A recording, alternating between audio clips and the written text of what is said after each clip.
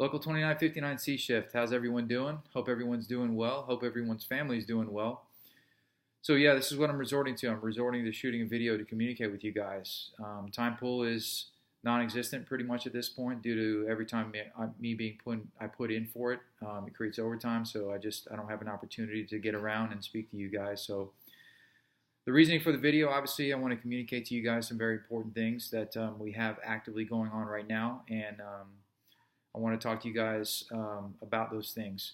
Labor management wise, I wasn't able to attend the last labor management meeting. It was on a C shift and my time pool was canceled, go figure.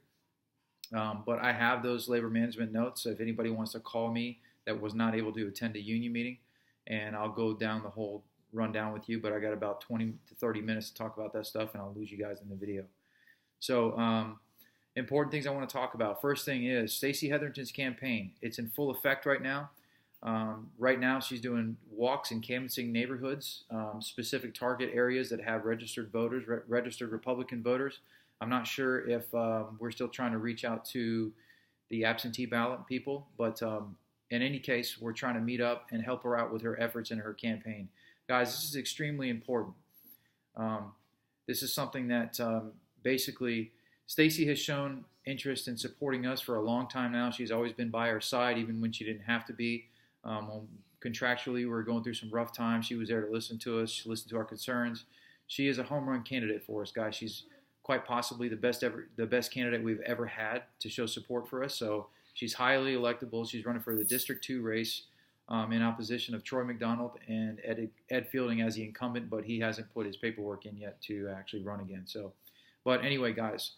Her campaign, guys, we have about 2.3% of our membership that is active right now. You guys do the math. We got about 300 members. We got about 6 people showing up to events. That's pretty poor, especially on C shift. I know everyone's busy. Listen, it's not the ideal thing that I want to do on a Saturday morning either. But guys, we got to get out there in an army and show Stacey full support because she's going to reciprocate that when it comes time to do that for us. So I'll just run down the list of events that she has here. I have up until May 12th as the last event, but right now, coming up on the 21st, which is this weekend at 0900, we're going to be meeting at the Palm City Dunkin' Donuts, which is at 2858 Southwest Town Center Way. It's right next to the Panera Bread. You can show up in your red shirt, but ideally we'll give you a black polo. If you don't have one, contact me on my cell phone and I'll get you one. And just tell me your size and we'll get you one. If you don't have one or you don't want to wear one, the red shirt's fine. That's on the 21st this Saturday. The following Saturday, which is April 28th at 0900, we're meeting at the 1901 Northwest Federal Highway in Jensen Beach at the Dunkin' Donuts. We're meeting there, and then we're going to branch out from there. The 5th of May, we're meeting at the Kiwanis Youth Park in Stewart at 0900 again. And on the 12th of May, we're meeting at the Cracker Barrel right there on Lost River Road, 7461 Southwest Lost River Road. The overwhelming majority of people are tremendous with their positive feedback towards us. It really gives us an opportunity to reach out again and touch base. And really, the community support for us is just overwhelming, guys. So please get out there, help Stacey's efforts in her campaign. And it's just, I can't stress that enough because we really need help. We need boots on the ground, guys, okay? So the next thing I want to discuss is the bylaw changes, okay? It's been a little while, to my knowledge, as far as any bylaw changes or updates. But I'll just give you the Cliff Notes versions of things, and I'll give you a little disclaimer before I go into it. So, guys, I consider being a board member a service, okay? I didn't get on the board to earn more money for myself or my family, guys. And if you do it correctly, the compensation that you get as being a board member, not only is it not worth it, but at the end of the year, when you file taxes, you actually have to pay money to be a board member. So I'll get into that part of it, but I'll run through some of the brief things that we got going on. So the potential changes, guys, again, you're going to get an opportunity to vote for it 1 hour following the regular meeting, which on the 14th of May is an evening meeting, okay? And then you're going to have 1 hour to follow to vote for that. So the first thing I'll go over is Article 3, which is our membership. Basically, Section 2 states that the potential change is anybody who retires with at least 20 years as a member of good standing, the retiree will receive their local 2959 retirement acts. No longer a Martin County Fire Rescue. It's going to be a local 2959 acts designated a local 2959 event, or the retiree may pick up their acts following the event that we designate each year. So if they can't make it or whatever, we'll get that axe to them. Okay, guys? So 20 years in good standing of combined service with any IAFF local shall be classified as a retiree. So even if somebody jumps up to administration, they're still considered a retiree. Okay, so numbers and titles, terms of office. There's some verbiage there that needs to be changed. Okay, big thing, guys. We're doing away with the special events coordinator. Okay, it's a failed position. It's a very difficult position to be in. It's motivating people, and it's a really, really difficult thing to do. And you kind of take on things, and then in the end, it all ends up being on your back. So it's been a failed position. We're going to do away with it.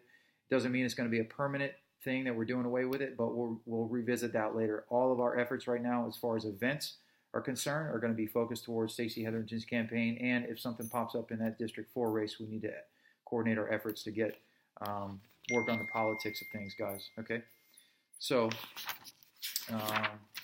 What was there? We're doing away with the events coordinator, like I just said. Bear with me here. Reinstatement fees. So Article 8, Section 6 talks about reinstatement fees. So we have a couple of our members who, and one particular member has expressed interest in coming back into the union. And the old language basically stated that, you know, you're to get back into be a member of good standing, you owe back dues plus 2 months, okay? And obviously, if you've been out for a while, that's a hefty sum to pay up front and just to become a union member of good standing. So the opportunity here is basically a payment plan. So reinstatement fees shall be equal to 2 months' dues plus all back dues and assessments. The member requesting the reinstatement may make payments of 2 times per pay period dues. So basically double your union dues until you're paid up. And then you have to be caught up and all that to be considered a member of good standing. Okay, we'll talk about the details, more of that at the next union meeting as well. So the big one, Article 11, compensation, guys. Again, the disclaimer, I consider it a service. I'll just run through here. I'll share my thoughts on the things, okay? And you guys are going to have an opportunity to vote and share and vent your frustrations, which I hope that both it's a sense of frustration and support, but you guys are going to have an opportunity to vote on that. So I'll just run down the compensation changes here. So the president's going from $1,000 to $1,500, so it's a 50% raise. The vice president, both the legislative and the executive, are both jumping from $800 to $1,200 a month. The secretary from $400 to $600. Treasurer's going from $400 to $600, and each shop steward's going from $300 to $450. Okay, there's also tied in effective October 1st of this year. Each principal officer's compensation shall increase the same percentage as the IAFF of Martin County CBA step plan. So for us, it would be a 6% bump on top of that, on top of your compensation. Now, a lot of people have been hearing scuttlebutt that people have an issue with this. Again, if you do it right, it's not worth the money, okay? I strongly encourage people to look at what this is trying to do, and I believe that really the intent of this is not just to give a little bit more compensation because it hasn't been done and the increase hasn't been there in a while, but it's not touching your union dues. Your union dues are not changing at all. Okay, it's still going to be the flat, yeah, $50 fee every check. But there's also going to be this promotes longevity within the board, and it also promotes other people applying for succession in the board. Okay, it should never be any board member is going unopposed. Okay, guys. So that's it for the compensation. Okay, please, please, please come out to the next union meeting. Show your support, your opposition, whatever you choose, but please be an active union member. Guys, I love you. I'll see you on the streets. You guys take care. I'll see you soon.